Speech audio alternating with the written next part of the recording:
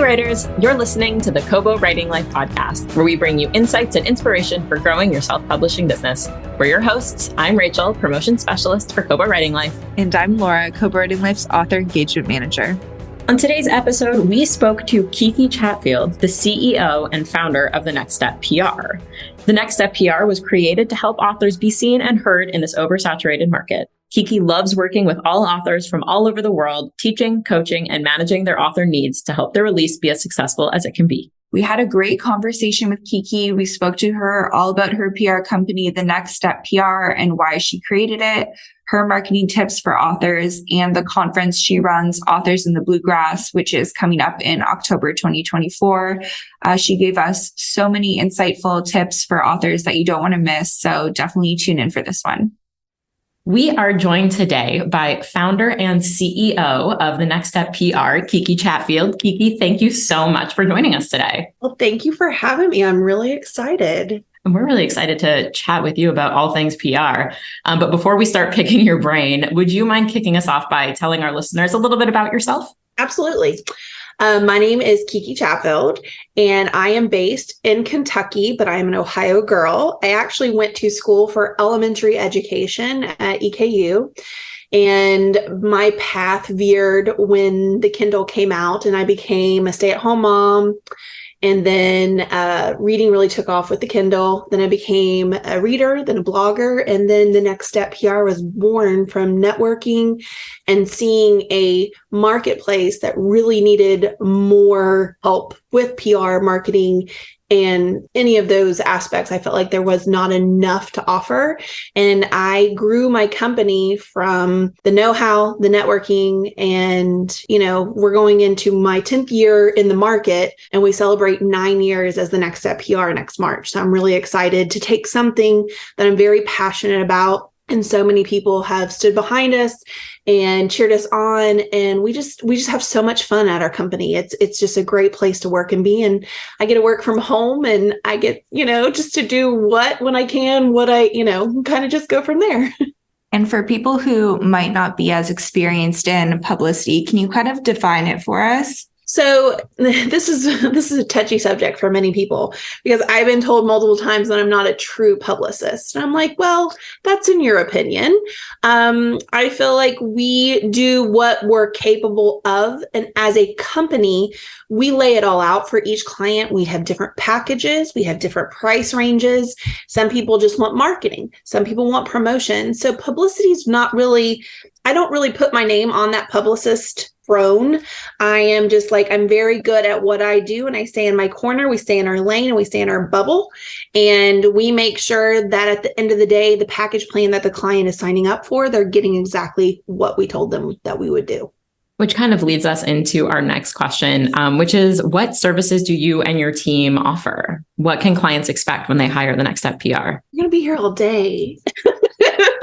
So we do everything from relaunch, debut authors, to the established author, to someone who has produced 65 to 70 books. We work with the wide range of authors. Now, coming in, when you initially contact me, it's an email. We do an a la carte. I know you guys can't see me, but I'm talking with my hands. But we do an a la carte service. It breaks down all our packages. Like I said, I won't be here all day, because I could go on and on and on, all the things we offer. So best thing for, if you're listening and interested, is to email me at kiki@thenextsteppr.com.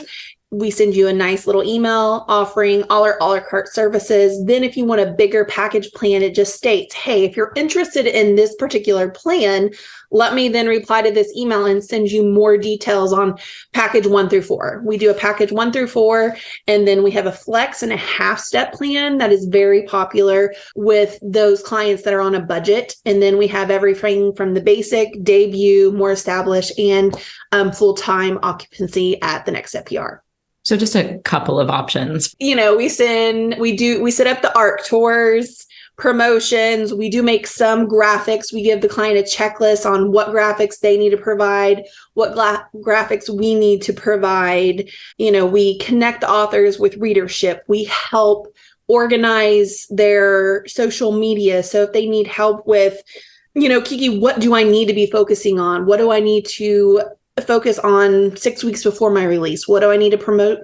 I just announced my new book. Literally, we hold their hand through every process, no matter what stage they are in writing. And we have protocol, and 6 weeks we do this, and we have checklists and everything from sending the ARC, setting them up with readers. And ARC is an advanced reader copy for those newbies that might be listening, because I know a lot of my debut are like, what is this terminology? We go over terminology. We do calendars. We literally do everything we can to hold their hand. And even like if they need a PA, we recommend PA. I have like a Rolodex I started literally 10 years ago, because I was like, I treated it like an office. If you're going in somewhere, you need to have all these connections. So we have a referral list on our website, and I have over 700 recommendations everywhere from format editor, designer, graphics, PAs, beta readers. We have all that at our fingertips to help our clients the best that we can. That's phenomenal that you've accrued so many resources throughout your career. I was trying to like be ahead of the game. I always try to want to 3 steps ahead of everything. So that was probably one of the best calls that I've had outside of creating our master list, because that's a big name right now that everybody's saying. And I'm like, that was me. This kind of makes me want to take it back just a step, because you mentioned Absolutely. You went to school for early childhood education. Yes, correct. How did you make that jump into PR? You mentioned you kind of saw there was that piece missing for a lot of authors. I'm just really curious what this journey looked like for you. So I was in the education system for 7 years. Then I had my son, and I was a stay-at-home mom. So that's where, I guess I should add this too, I wasn't a reader. I did not start reading till 2012 because I did not find the books. I read some, but now I'm a voracious reader. Like I will read 3 to 4 books a week. I read a lot. So that 3 years at staying at home, I could not stay at home anymore. I wanted to do something more. And that reading turned into a frenzy that turned into, I kept seeing that word ARC thrown out in the community. And I'm like, what is this? I want one. So the ARC, I found out, was advanced reader copies. Then I would reach out to some of these companies like myself and ask to, participate in that tour. Well, back then, 10 years ago, if you were not a blogger, you were not able to participate. And that frustrated me a little bit. But I was like, okay, I'll learn to blog. So I put out a help me message on Facebook. A couple of my reader friends, because I had, made friendships of people thus far. And there was this lovely lady in LA who literally was like, I'm looking for a blogging partner, and I would love to, help you, show you the way. She literally sent me videos on how to blog, how to HTML, how do we sign up for things. And she taught me how to do that. I did that for 9 months with her. Loved it, but I still craved more. So then I teamed up in 2014 with another lady, and we had another PR company. I knew the networking side, but I did not know the business side. I need someone who could handle the business until I, could figure that out. So then I already had a name for myself come 2014. I've been 2 years into this. A lot of the people I was reading for then became clients. And we worked together for a year. And then I decided I wanted to go solo. So I left that company in January 2015. I started my company March 2015. And yeah, that's kind of how it went. Just the networking and reading. And I loved at the end of the books how the authors had to connect with me. Twitter was my big in with these authors when Twitter was actually fun. And I would reach out to them and let them know I read their book, and then just the excitement and how happy I was when they would be like, oh my gosh, thank you. And I'm like, oh my God, that author talked to me. It was so exciting. I still get that. I've been 10 years into this and I still get so excited. I'm still a reader at the end of the day. And that love and passion turned into this big ball of, the Next Step PR.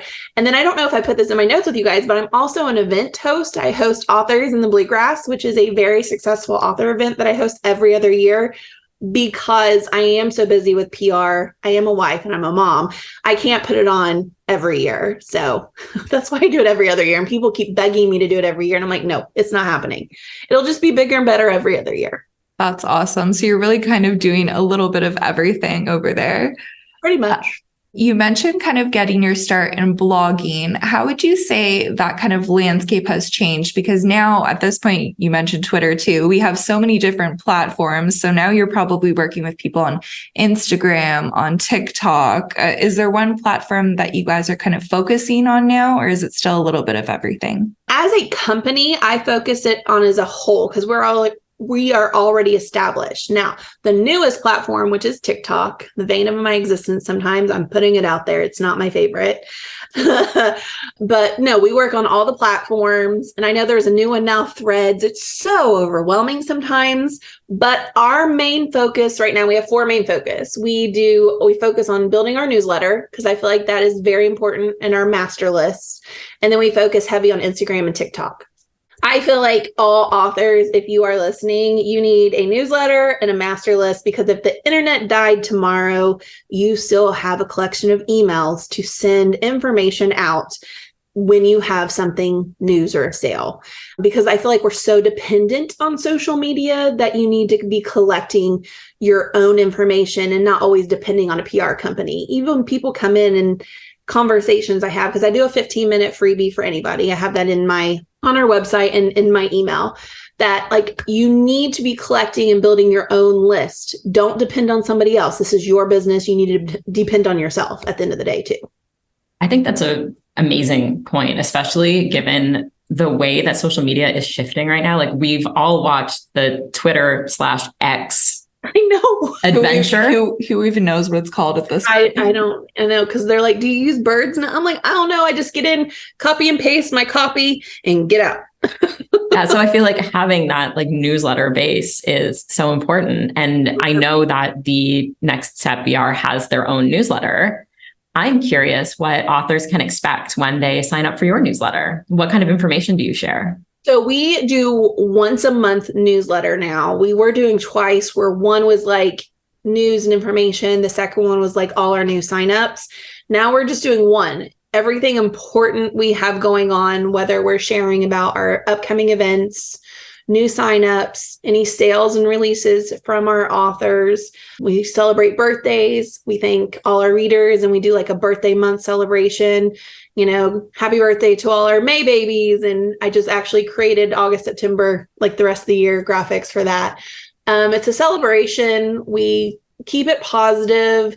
We have freebies, sales, anything that our clients have going on, we add it to that newsletter. And we try to keep it as simple as possible because sometimes newsletters, if they're too long and too much, you know, the reader gets bored. So we make sure that they're short and sweet, but powerful and impactful with what we're sharing.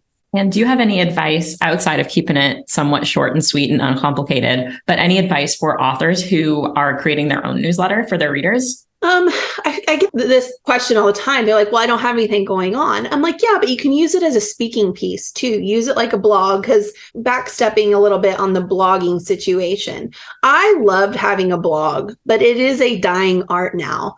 Bloggers now are trying to keep up with the social media mass market that they can't have time to post on 5 platforms and then go put all this effort into a blog.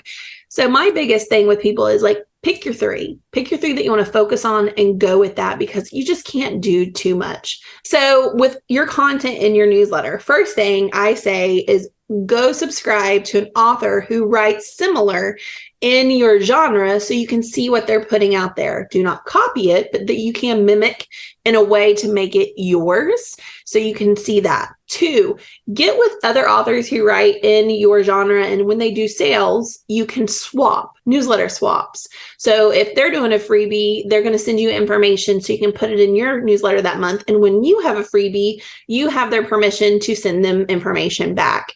Doing with that with 5 to 10 authors like a year, that's a great opportunity to get your name out there to their readers. The third thing is if you don't have anything going on, you do not have to put out a newsletter because readers are unsubscribing so fast.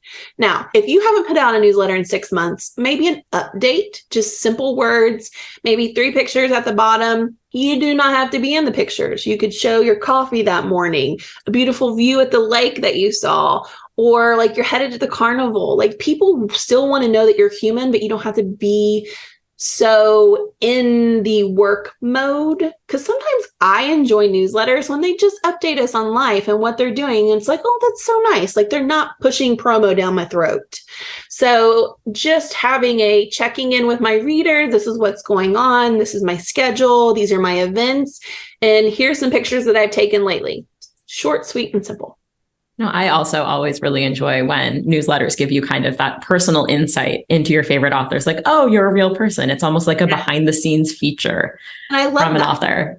Yeah. You also have Next Realm PR, which is Next Step's sister company. Can you tell us a little bit about that and what the difference is between the two? Well, unfortunately, we're getting ready to close it because we don't have enough need for it. So I started the Next Realm PR, I want to say 2 years after Next Step PR, because my son was a reader and he's like, Mommy, I want to have a space where we can read and review together. And I was like, oh, that's a brilliant idea, buddy. I think we'll keep it up, but it's just not, a lot of YA people aren't reaching out. I mean, they are, but I don't have a readership for that. So I am at the stage in business. If I don't have a readership for it, I'm not going to book it. So I don't know if we're going to pull it, put it on hold, what we're going to do, because I put a lot of effort into that site and there's a lot of things going on there that people still look at. I don't know, but I love it. I love that, like having a space to read and review with your kid or a friend or, something of that magnitude. I wanted to have separation though, because it's definitely 17 and under over there, because we at the Next Step PR work with spicy, dark, I should have trigger warnings on my website, but we're working on that. But a lot of the content is just very minimal. You have to click more links to get to the darker stuff. So we're safe there. But yeah, that's why that was created. And it's kind of sad, but the market changes. I got to go with the flow of the market. And yeah, that's where we're at there. Well, it does change and maybe it'll swing back in the other direction. We'll have more YA readership there. So you mentioned kind of working on different genres, like more of the spicier, darker stuff. How does your approach change for marketing depending on the genre? Readers. I have to follow the readers. Right now, like if a historical romance person came at me, I wouldn't have much of an interest because that's not what's hot. That's not what they're wanting right now. We have over 4,000 readers on all our lists combined because we break them down into genre. Now, I have a historical romance list and has 400 people on it, but doesn't mean that's what they're going to want to read. The other thing we do is readers are booking up so fast right now. We're like 3 to 4 months booked out. So if I'm releasing right now, what is this month? August, we're August 1st. So we're booked up till October, a lot of our readers. So anything after October, we might, hit those readers would enjoy that. But yeah, we're asking our clients now to book 4 to 6 months in advance because we need to get those signups out to our readers because they're booking up so quickly. I have an ARC reader on our team that has read 30 ARCs in the month of July. That's a book a day, people. That's a book a day. Yeah, I'm not kidding you. I don't want to say how many books I read in July. Definitely so not impressive. 30. It's very impressive. And one of my best book friends, she can read a book a day. She read 465 books last year. I'm like, oh my God. And she had a full-time job. But some people can just power through these books. And it's very impressive, very impressive. But we're also in a market right now where it's voracious reading. They want as much as they can. I am actively going into these Facebook groups, like promoting signups, because that's why I want to do this podcast, is because I've been doing this for 10 years, but still people who listen to this will be like, oh, I didn't even know she existed. And I want to grow. I want to have conversations. I have readers and authors that have no idea about us. I had an author, she's like, I knew about you for 2 years, but I was just scared to contact you. I'm like, no, please contact me. We are never overbooked. We have rules and guidelines to keep our flow going. And we are a PR company that I know others do like 15 promotions in one day. 3 is my maximum because I feel as someone paying me, you want to be seen and heard. I can't do that if I have 15 people being promoted on that day. And we go the next step higher as we promote, and then we share their visibility. So my team, myself, we share on our platforms, the work platforms, but then we engage in every single post. So a 3-day release day is huge because we are literally on the computer 7 to 10 hours that day because we're constantly getting your visibility up and shown. And we work our little butts off for that. And there's only 3 of us full-time and 1 part-time at the Next Step PR. I feel like some people like, you have a village. And I'm like, no, I don't. I wish I did, but I do not. You mentioned that we're in like a voracious market right now. And I admittedly am not the biggest romance reader, but I've watched the romance market shift a lot recently. Have you noticed that a lot on your side too? Both the genres and just how, I don't know, we've talked about this on the podcast before, how people are no longer trying to like hide their Harlequin book in like a magazine. Like there are proud romance readers now. Have you noticed this as well? There's a 50-50. I love now, and I'm a big supporter in this too, because I have a lot of authors that do the discreet cover on a paperback or a hardback, or they'll do the sexy cover in an ebook, because that is going to help them because not everyone is as comfortable. But the romance market is voracious right now because it's just shifting, but all the genres are shifting. Like sports romance was all of a sudden it was huge again. It's just like it's the word of mouth is like fire right now. But one of the things I love as a reader is the different covers you get. And now that's creating a madness of, I got to collect all the versions. And then you have these book boxes now that are doing these special editions. And that's a whole nother topic because it is fight to the death for some of those, especially if they're like, this is the only run we're doing and this is what you get. And then they're going on eBay and selling for $1,500. So you have that going on as well. And obviously the pirate market is always happening. But yes, the voraciousness of these readers, it's insane. And I love it because I just try to stay in my positive bubble. My job is to protect myself, my team, and my clients. So we do that very well. We do not get in any of the drama.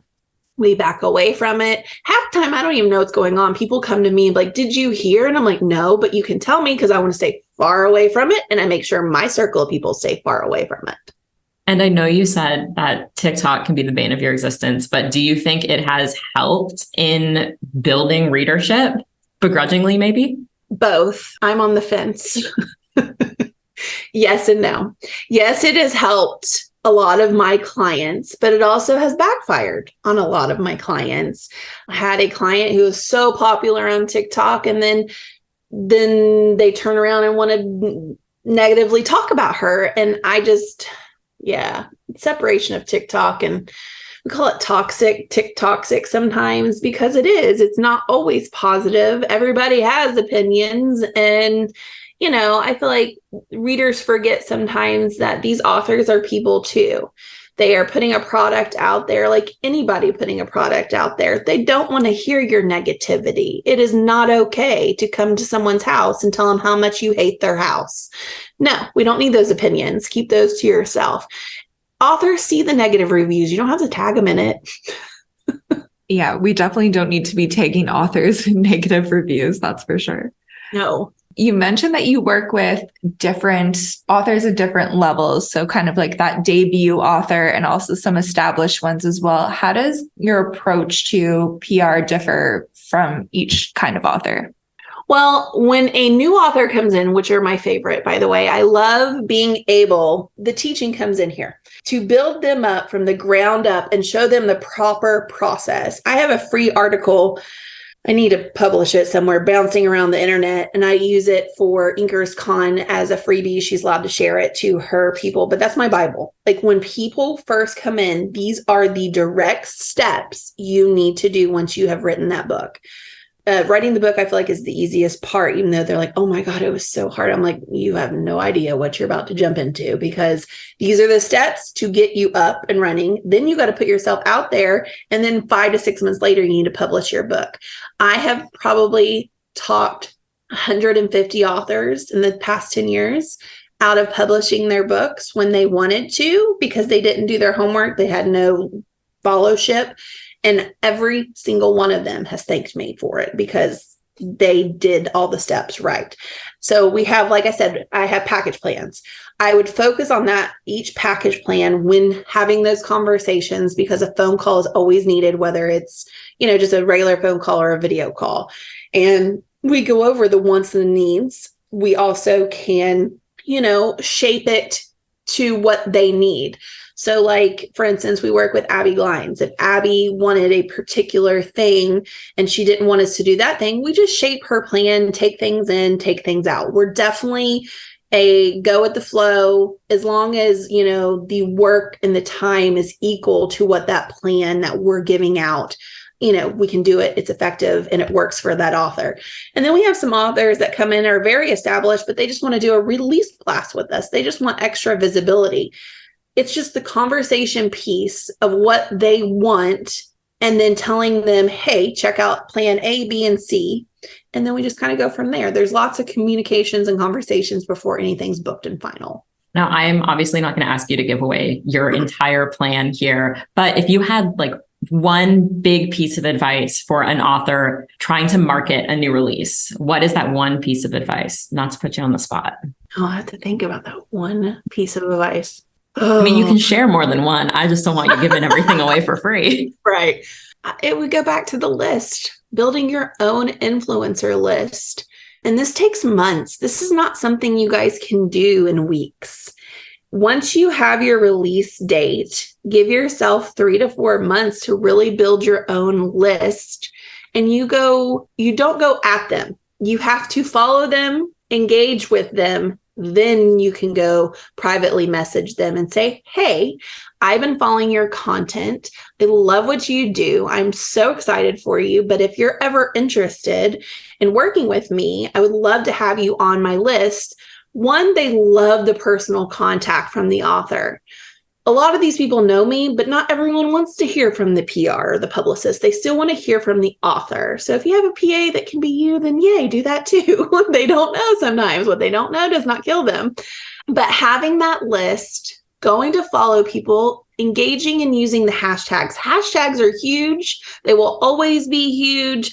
I feel like when you're working with your content, you need to make sure you always hashtag your name and then hashtag your genre, because then you can see other people. And using your name, it's just great to have your name out there, because if someone goes and searches hashtag Abby Glines, you're going to see millions of people talking about her, and she might be someone you're targeting. Then you can follow the same people.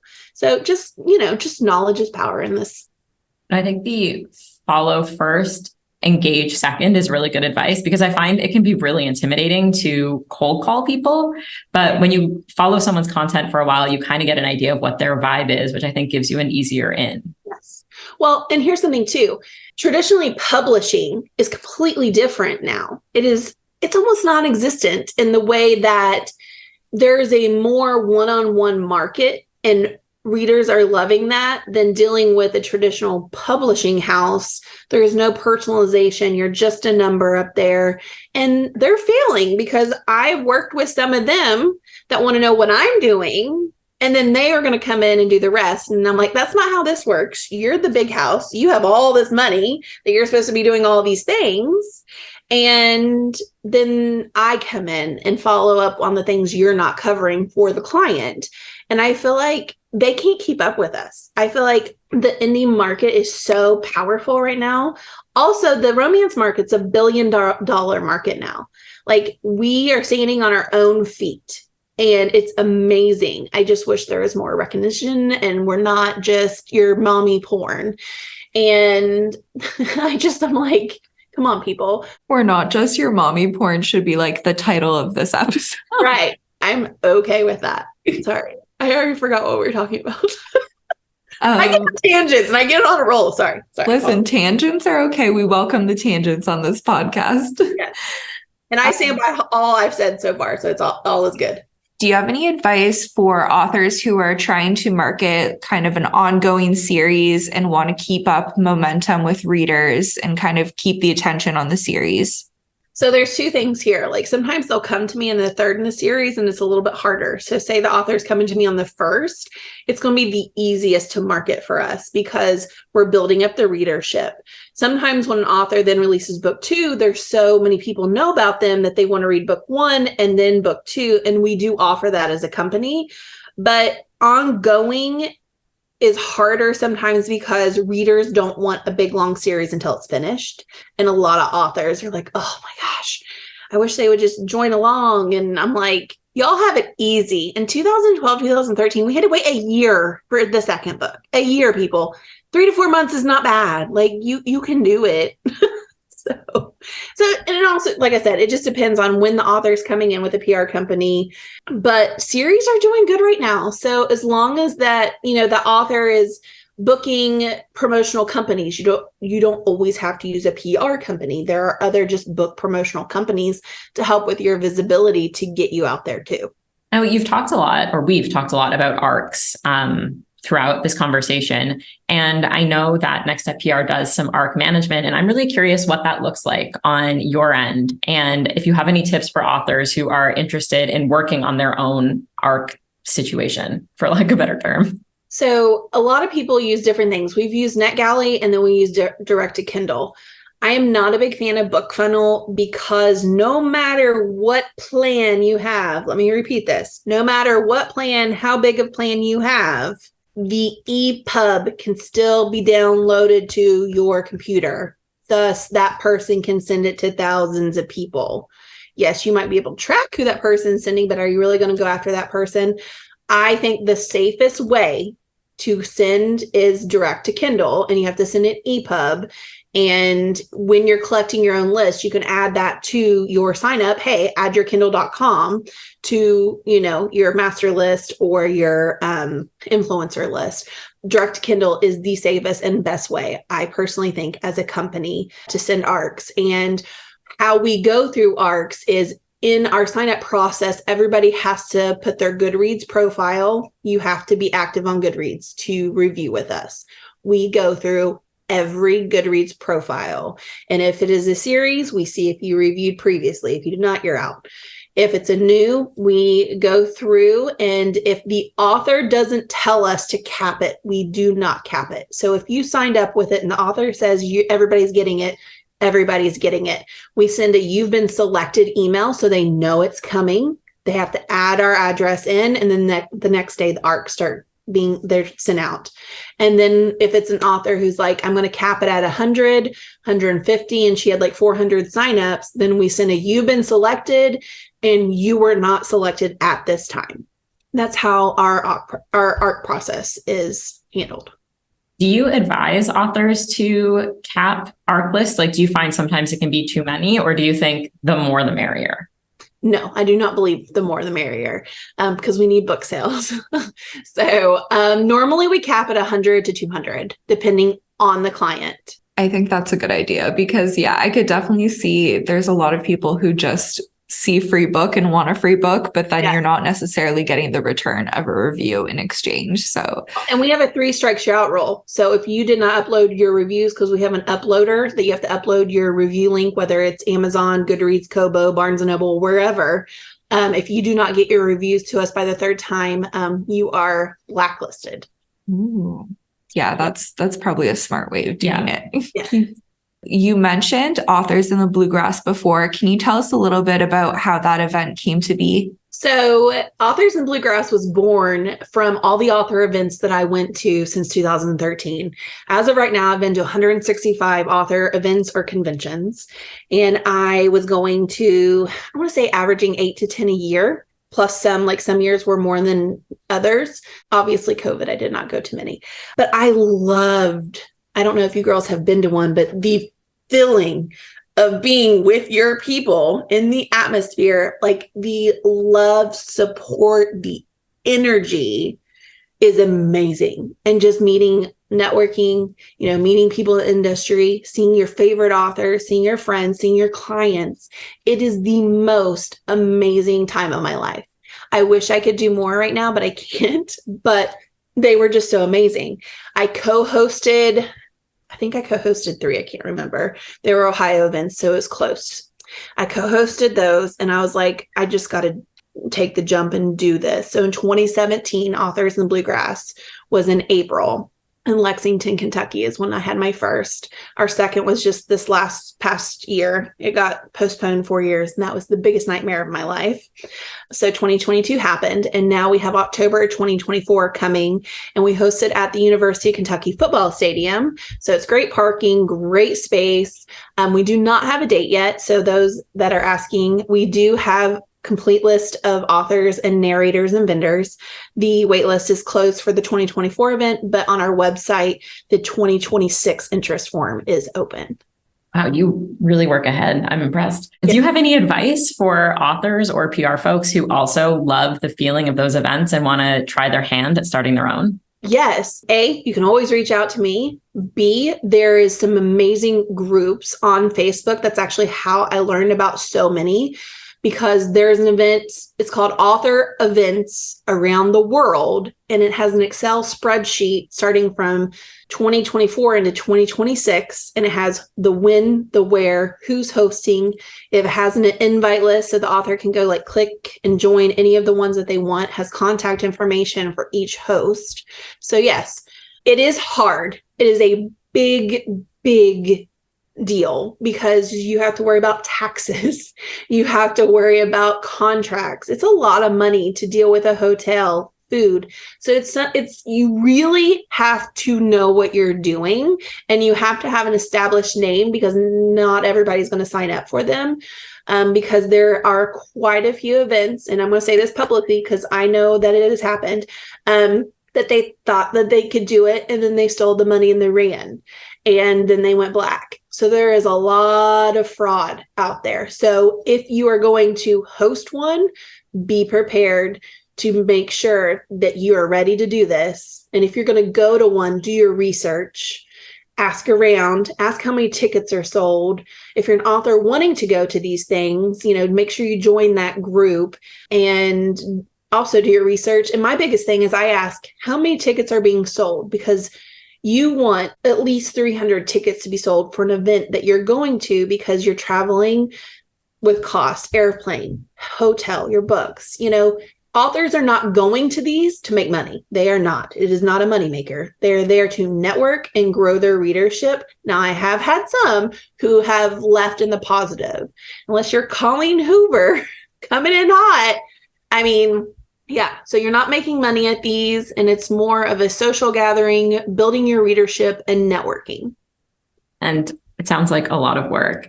And would you advise, if this is something that interests someone, that they either volunteer or, like you said, you co-hosted first? Do you think that's a really good way to kind of get the insider? You need to go to a few first, start getting ideas, co-host or volunteer. Absolutely. Because I just announced today I'm co-hosting another one that's happening in New Orleans next September. And I'm really excited about it. So that's going to be fun. Because I was like, I can't do it, but I will help you. So we're going to co-host. Yeah. And it's called Dark Star Con is what it's called. Okay. Yeah. I was going to say, can you announce, or is it still a secret? No, it's my secret. Dark Star Con is in New Orleans of September 2024. And it's a 3-day event with panels, all kinds of fun events, award ceremonies, and it's going to be fun. Is that a genre-focused one? No, it's an everyone is welcome. That's exciting. Yes. New Orleans, we should come with girls. Add New Orleans to our conference bucket list. Yes. That list is long. Mm-hmm. So you've given us so many great pieces of advice for listeners already. But if you could kind of leave our listeners with one piece of advice, what would it be? No pressure. No pressure, guys. No pressure. My biggest piece of advice is stay positive. Don't lose hope. There's someone out there going through whatever you're going through, whether you're a reader, a vendor, a writer, aspiring author. And don't be afraid to ask questions. I feel like so many people are so scared. And I'm like, knowledge is power. I say it all the time. The more you know, the better off your business is going to be. If you're a reader looking for new authors, go reach out to them. They want to talk to you. Authors, if you're looking for a writing partner or just information, ask those questions. There's Facebook groups too that have writing support. Inkers Con is a huge one. Alessandra Torre does a great job with helping authors, helping in any way that she can. And her group is so great. I send all my clients into that group because in the search bar, you can literally search for everything and there is an answer there for you, especially my debut, who there's some things I still can't help them with that they need to ask those questions in there. And, vendors are new, like bookish vendors. Oh my gosh, I'm obsessed. Etsy, like they have so much of my money because I'm like, I love that. I want that. And book boxes are huge into our community now. And we're getting ready to launch a big surprise this fall with some of our authors. So you guys get like first knowledge of this. But yeah, we have partnerships on our website. So if you guys ever want to check out thenextsteppr.com, check out all our links and tabs. We have partnerships. We have our event, freebie call with me for 15 minutes. And yeah, that's pretty much it. I'm always willing and open to talk books, guys. Always. And I think the don't be afraid to ask questions is such a great piece of advice, because if there's one thing that I have learned since working with the indie author community is that there's no, indie authors aren't shy about sharing their knowledge. Like, pun wildly intended, indie authors tend to be open books. Yes. Yeah. Well, and here, I took a step, found you guys on Twitter, messaged the thing, and I said, I don't know what I need to do or who I need to talk to. And then you all were so great to respond back to me. Like, I just took a chance because that's what I do. Like, I am not afraid. If you guys told me no, I would be like, you know what? It's okay. I'll move on to the next thing. But you guys are so supportive. Kiki, let us help you in this area. And then Terrence is hooking me up with all the podcast stuff, and I'm sending it to all my clients. I'm like, the more we could do, the better. And I am one of those. I'm a team player. I want the best for all of us in this community. I started my company on my own dime, don't have a loan, from teacher to non-reader to PR. It's great. And the fact that you guys were so open to work with me, I can't thank you guys enough. Yeah. Well, we're so glad we got to talk to you. And yes, for anyone listening, the indie author community is so welcoming and so helpful. So hit up those Facebook groups, ask your questions, and don't be afraid to ask for help. Yes. And before we say goodbye, I have two questions for you. One, you mentioned you are now a voracious reader, so I would love to know what you're reading right now. And two, where can our listeners find you online? Okay. I'm reading this right now. The Hunt and Illusion by M.L. Philpott. She does dark mafia retellings of old, Sleeping Beauty. Hunt. This is Sleeping Beauty. We have Beauty and the Beast. It's a 4-book series. And I'm into the dark romance right now. I did not think I'd like it as much as I thought I would. And I have triggers. So this is a client's book. So my team reads it first and they're like, it's Kiki safe. You can read it. So, and then what was the second question? I'm sorry. Just where our listeners can find you online. Oh, so the company, The Next Step PR, if you look on Google, you can find us. We're on Facebook, Instagram, Twitter, and TikTok. And it's at The Next Step PR, all one word. And then my personal stuff is Bookish with Kiki. I have a Facebook page and an Instagram page, and I love connecting with other people. I still read for other people, not just my clients. I don't have much free time because I still have a 5-year-old at home. So it's very active in the Chatfield house. But I love reading when I can. I read such a range of things that it's just, I'm not a big historical romance though, but I will read all the other things. I love thrillers, suspenses, mysteries, dark romance, all the things. So, but yes, hit me up anytime on social media. And then our website is our biggest because it has everything, all our links, all our lists, all our signups, authors in the Bluegrass information. And then it has my email, if you need to connect with me on there as well. thenextsteppr.com. Amazing. And we will include links to as much as we can in the show notes. And Kiki, thank you so much for taking the time to chat with us today. This has been a delight. You guys were lovely. I loved it. Let's do it again. Amazing. Done. Yes. Thank you for listening to the Kobo Writing Life podcast. If you're interested in learning more about Kiki and The Next Step PR, we will include links in our show notes. If you're enjoying this podcast, please be sure to rate, review, and subscribe. And if you're looking for more tips on growing your self-publishing business, you can find us at kobowritinglife.com. Be sure to follow us on socials. We are at Kobo Writing Life on Facebook and Twitter, and at kobo.writing.life on Instagram. This episode was hosted by Laura Granger and Rachel Warden, with production by Terrence Abrahams. Editing is provided by Kelly Robotham. Our theme music is composed by Tearjerker, and huge thanks to Kiki for being a wonderful guest today. If you're ready to start your publishing journey, sign up today at kobo.com/writinglife. Until next time, happy writing.